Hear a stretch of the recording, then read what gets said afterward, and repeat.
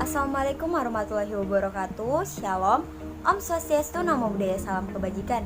Perkenalkan, nama saya Maria Marcelina. Saya dari kelas 12 akuntansi 1. Nah, di video kali ini Maria mendapatkan tugas dari Bu Elis mata pelajaran akuntansi keuangan, yaitu mencari 5 poin penting atau materi penting selama pelajaran akuntansi keuangan yang berlangsung di kelas 12 ini.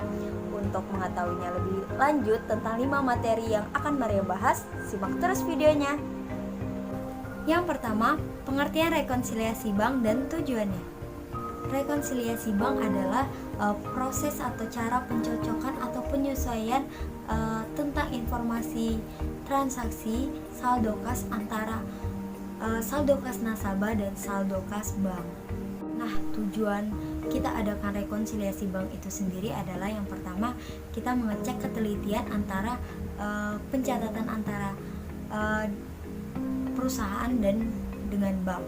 Nah, yang kedua, supaya kita tahu di mana pencatatan yang sudah kita lakukan tapi yang belum dicatat di bank atau sebaliknya. Dan yang ketiga, kita tahu pengeluaran dan penerimaan biaya kita atau saldo kas kita dengan benar. Yang kedua, pengertian aset tetap dan karakteristiknya. Aset tetap adalah kekayaan yang dimiliki oleh perusahaan yang digunakan untuk kegiatan operasional perusahaan dalam jangka panjang dan memiliki nilai material, serta aset tetap ini bersifat permanen. Nah, ini bisa dari kita dapatnya karena langsung barangnya, atau bisa karena kita membuat produk tersebut menjadi aset tetap untuk kegiatan perusahaan kita. Aset tetap pun memiliki karakteristik atau ciri-ciri. Yang pertama, seperti pengertiannya, digunakan untuk kegiatan operasional perusahaan. Dan yang kedua, karena pemakaiannya jangka panjang, berarti dia pemakaiannya lebih dari 1 tahun.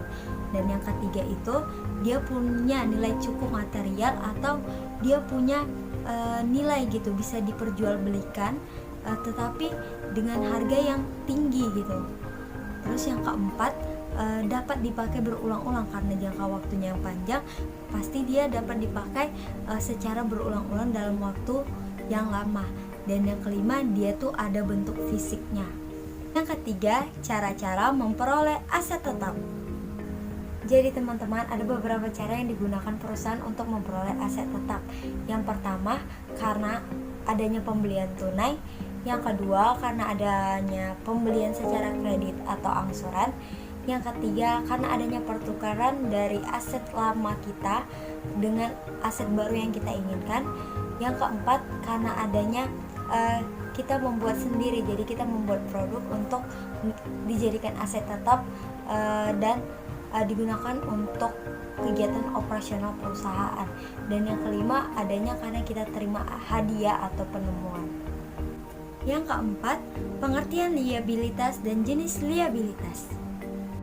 Nah, jadi apa sih itu liabilitas? Nah, liabilitas merupakan suatu kewajiban atau keharusan perusahaan untuk membayar kepada pihak ketiga atau pihak yang kita utangin karena kita telah meminjam dana dari pihak tersebut, dan kita itu harus membayar pada waktu atau ketentuan yang sudah ditetapkan oleh kedua belah pihak.